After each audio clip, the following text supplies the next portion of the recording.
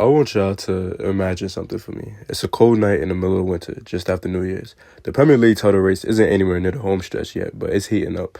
We're past the halfway point of the season, and one team has been a slight step above the rest for most of the season so far. Surprisingly, last year's league leaders aren't even in the top two. The team that just dropped 100 points and became the first centurions in league history sat in third.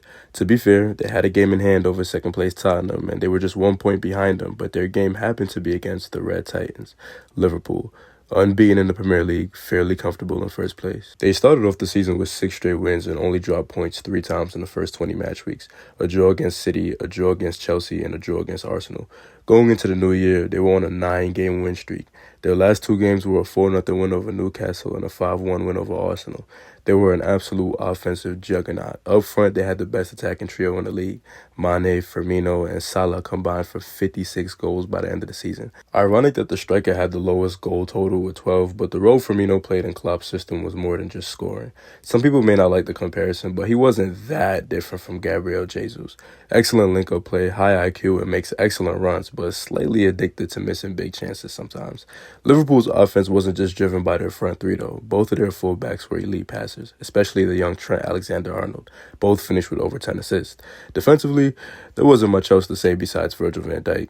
This was the first season where he was head and shoulders above literally every other center back in the world, and Premier League attackers were feeling it.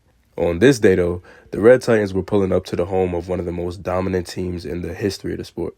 A seemingly ageless Sergio Aguero led the attack with the big booty bandit to his right and the light-skinned Flash to his left. The Silva twins manned the midfield, one getting ready for the nursing home and the other just getting started in the Prem. Usually KDB would be up there with them, but this season he was dealing with a shit ton of injuries and he only played about half of it. Fernandinho lined up behind them, and of course Kompany and Stones were behind him holding down the middle of the back. To put it in simple terms, it was the superest of super teams.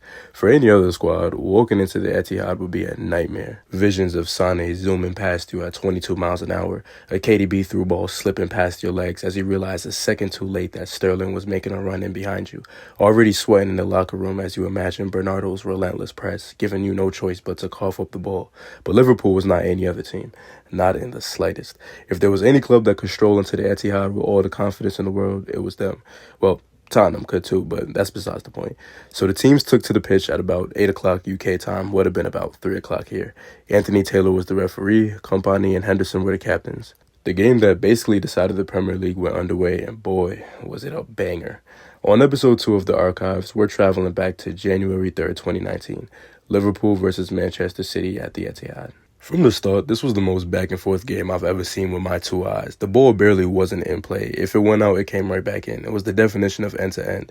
Nobody in the stadium had time to breathe. Seconds after a save on one end, the ball would already be streaking towards the other goal. It was an exact display of what a showdown between 2 all-time great Premier League squads should be.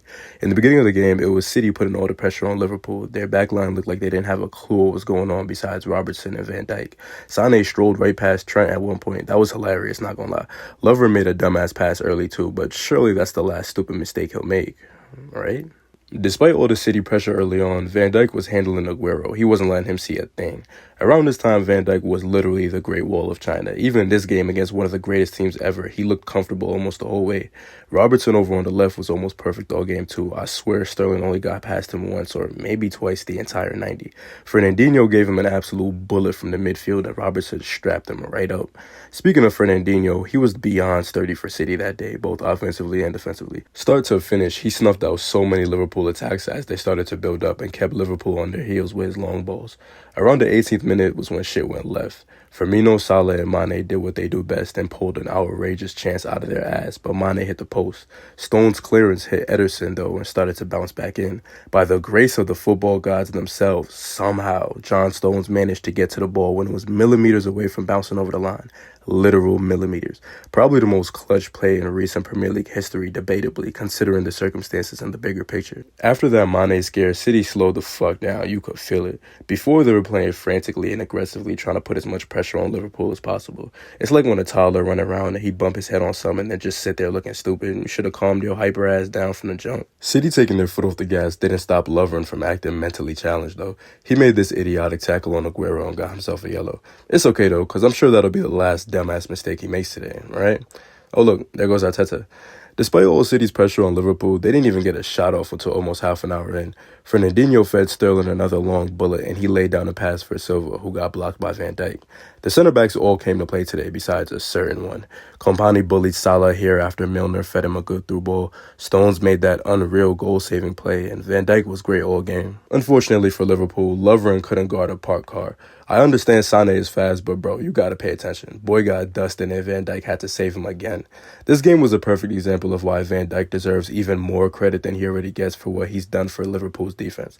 Lovren was getting blitzed, boomed, and shitted on, and Van Dijk was there to clean it up almost every time. Unfortunately, almost wasn't enough.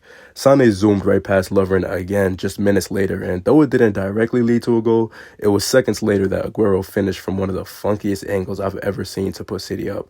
Oh, and take a wild guess who was right in front of him. Van Dijk wasn't attached to Aguero one time, and he scores. I know I've done a lot of Van Dijk dick riding recently, but I'm never going to get over how much he elevated that Liverpool defense. It's okay, though. I'm sure that's the last time Lovren will fuck up this game, right? After that goal, Van Dijk tightened up. He made sure Aguero ain't see another chance like that again. Look at him getting back-to-back rejections in the midfield. He was locked all the way in. The rest of the team clearly got the message too, because they teed up to start the second half, specifically Trent. He stopped the threatening City attack and then locked up Sané, got an interception and started a break. He was in the zone. It wasn't long before he got something for his efforts too. Whipped a beautiful ball to Robertson, who laid it down for Firmino, and he did the rest. Suddenly it was tied, and it felt like the tide had turned against City in their own crib. They dominated most of the game, but the second half had generally gone to Liverpool's favor so far. Trent boomed another good long ball to Salah, and it looked like he was getting in that mode. Unfortunately, after that, he started forcing passes for the rest of the game, trying to create something when there was nothing, and it wasn't really working out. I feel like Trent tends to do that sometimes. It's like when basketball players hit a couple threes and then throw up a 40-foot heat check. On the other side of the ball, Fernandinho was running around treating Liverpool players like children. There was numerous times in the second half he basically told them hit the weight room. He manhandled Salah a few times this game. The game barely lost its tempo in the second half, and for a while, it looked like this game might drag out to just a fierce 1-1 draw. After the 70th minute, though, Aguero made a nice run to drag Trent with him and free up Sané, who finished with absurd accuracy to put City back ahead. That's when the frantic pace of the game returned, at least for Liverpool. Robertson completely turned on the clamps as he continued to treat Sterling like his child, but even when Sterling eventually slipped past him, it was Alisson who kept Liverpool out of trouble. The only Liverpool defender who ain't locked in was, you guessed it, your old pal Lovren. My boy peed himself in front of Bernardo Silva and almost gave up the complete game-sealing goal. Luckily, they managed to keep it out. Despite the constant pressure from Liverpool's starving attackers, City held firm. The closest Liverpool came to equalizing again was a solid shot that Ederson made a beautiful save on. City fans all over the stadium held their breaths as the clock ticked down, and finally, the ref blew the last whistle. City had ended Liverpool's unbeaten streak. Liverpool went on to draw half for the next 8 games, and even though they won every one of their last 9, the damage was done. City lost the game to Newcastle, but they won their last 14 games of the season and just barely beat out Liverpool to take the title by one singular point. Today they faced off again in what might have been another title decider. They drew, and after that Brentford win, appreciated Kai, by the way, Arsenal are still in first. I'll take that any day of the week. It's kind of wild to think about how the entire landscape of English football could have been changed by a literal fraction of a second, by literally less than a centimeter. Hey, you know what they say? It's a game of inches, or is that American football? I might be bugging. Regardless, Liverpool and City sometimes gets disrespected as a rivalry just because of the disparity in titles, but if this game went a slightly different way, we might look at their rivalry very, very differently.